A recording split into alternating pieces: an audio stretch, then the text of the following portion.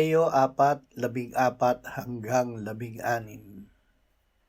Yamang tayo'y mayroong isang marangal at pinakapunong pari na pumasok sa kalangitan, si Jesus na anak ng Diyos, ay hawakan nating matatag ang ating ipinahahayag. Sapagkat tayo'y mayroong isang pinakapunong pari na marunong makiramay sa ating mga kahinaan, isa na tinukso sa lahat ng mga paraan gaya rin naman natin, gayon ba'y walang kasalanan. Kaya't lumapit tayong may katapangan sa trono ng biyaya upang tayo'y tumanggap ng awa at makatagpo ng biyaya na makakatulong sa panahon ng pangangailangan. Lumapit na may katapangan.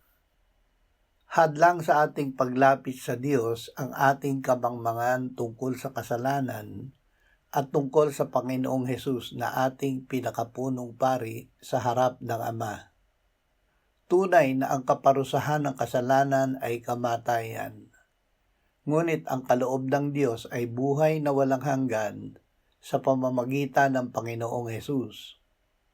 Totoong pagsisihan, talikdan at ipahayag natin ang ating kasalanan sa Diyos. Ngunit gawin natin ito sa pananalig na ang Panginoong Hesus na namatay para sa ating kasalanan ay buhay at namamagitan ngayon para sa atin sa Ama. Wala tayong mapanghahawakang anumang matuwid na ating nagawa. Ngunit mapanghahawakan natin na ang Diyos ay Diyos ng lahat ng biyaya at awa.